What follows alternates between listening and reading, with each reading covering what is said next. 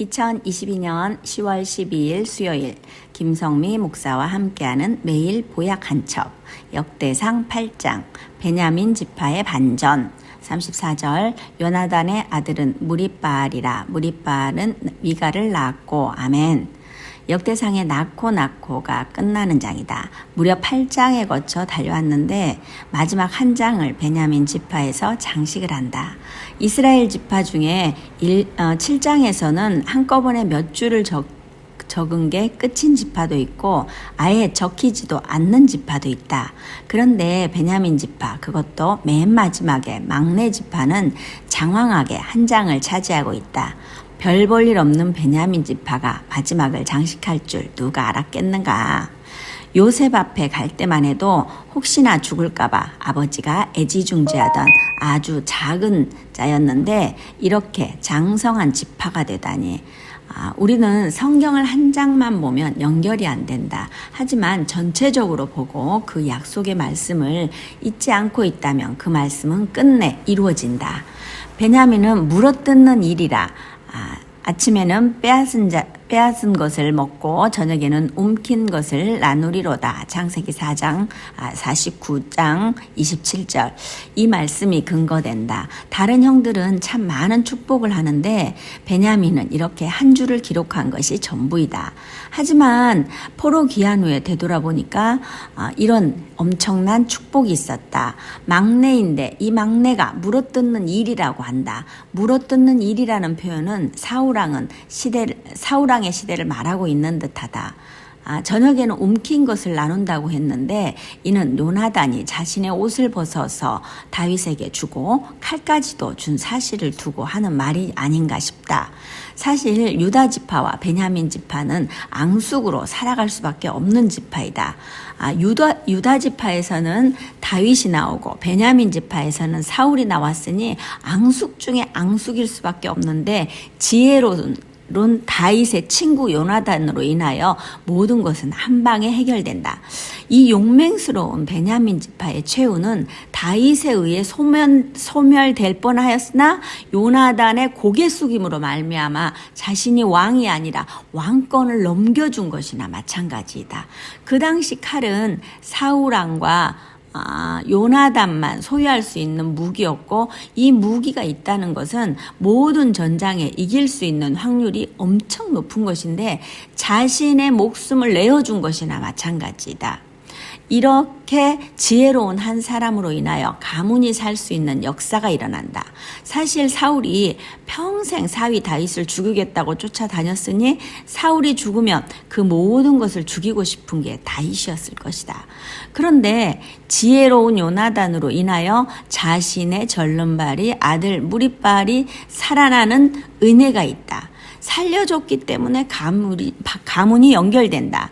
나 한 사람으로 인하여 가문이 살아날 수 있다면 충분히 고개를 숙일 수 있다는 요나단의 가문인 베냐민 지파는 충분히 마지막을 장식할 만한 귀한 일을 한 것이다. 오늘 말씀을 보면서 내가 죽는 것이 결코 내가 죽는 것이 아니라 모두를 살릴 수 있는 일이라는 사실을 나는 깨달았다. 요나단이 고개 숙이지 않는다면 요나단이 죽고 겨우 하나 남은 그것도 장애가 있는 아들은 죽고야 말 것이다. 그러면 가문은 소멸되는 것이다. 그런데 이렇게 가문이 한참 동안 이어질 수 있었다는 것은 아버지의 죄까지도 모두 자신이 감당한 요나단은 너무나 위대하게 나타난다. 사실 우리는 사울왕은 역사 속에서 길이 남고 엄청 많은 일을 하였는데 요나단을 부각시키는 사람은 별로 없다.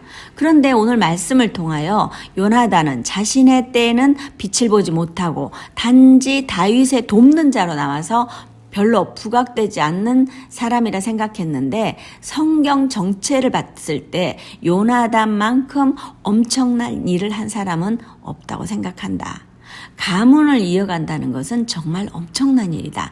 난 어릴 적에 집안 어른들이 굉장히 엄하고 한 동네가 광산김과 집성촌이라 문 밖에 나가서도 모두 집안 어른들이다. 그때는 가문에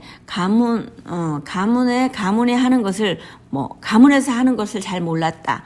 그런데 이렇게 나이가 들어가면서 집안의 뿌리가 중요하다는 사실도 알게 되었고, 그 자식을 보려면 부모를 먼저 보라는 말이 이제야 뭔 말인지 알 수 있는 나이가 되었다. 나도 젊은 친구들을 많이 만나니 그들을 보면서 어렵지만 예의가 바른 친구가 있는가 하면 좀 괜찮게 사는 것 같은데도 예의라고는 별로 관심이 없는 친구들도 있다. 그러면 난 속으로 생각한다. 이 친구는 참 가정교육이 잘 되었나 보구나. 그 부모님도 한번 만나보고 싶다라는 생각을 한다.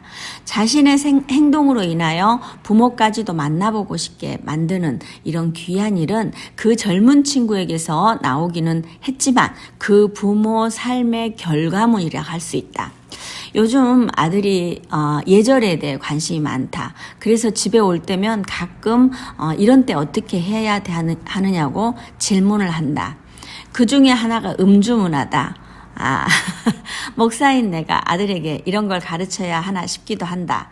하지만 자신이 깨달을 때까지는 하지 말라고 해봐야 어차피 안 되는 것이다.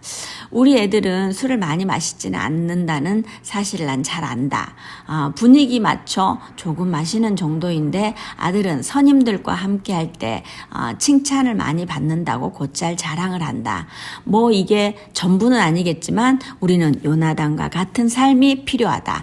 나로 인하여 가문이 바뀌고 나로 인하여 예수님 믿는 가문이 된다면 이 또한 엄청난 사건이다. 우리는 이 땅을 살아가면서 중요한 것이 무엇인가를 깨닫고 내려놓을 때와 움켜줘야 할 때가 있다. 우리는 믿음 안에서 지금은 요나단이 자기 옷과 칼을 다윗에게 내어줌 같이 내어줌의 은혜가 있어야 한다. 생명을 다하여 복음을 전하고 내 삶에 쳐서 복종시키는 은혜가 있어야지 내어줌의 참 결과가 나온다. 말은 반드레하게 하면서 내 삶은 그렇게 살지 못하고 있다면 우리는 잘 못 사는 것이다. 하나님의 자녀는 끊임없이 내어주고 나눠줘서 우리의 사랑을 내 육신의 생각이나 정욕이 아닌 그리스도의 사랑을 전하는 자가 되어야 한다. 주님, 저도 요나단과 같이 내가 죽고 모두를 살릴 수 있는 삶을 살게 하여 주옵소서. 주님의 시선이 머무는 곳에 저의 시선이 머물게 하여 주옵소서. 기도하면서도 너무도 힘든 사람들을 많이 만나니 감당하기 힘들어 투덜댔던 시간들을 회개합니다.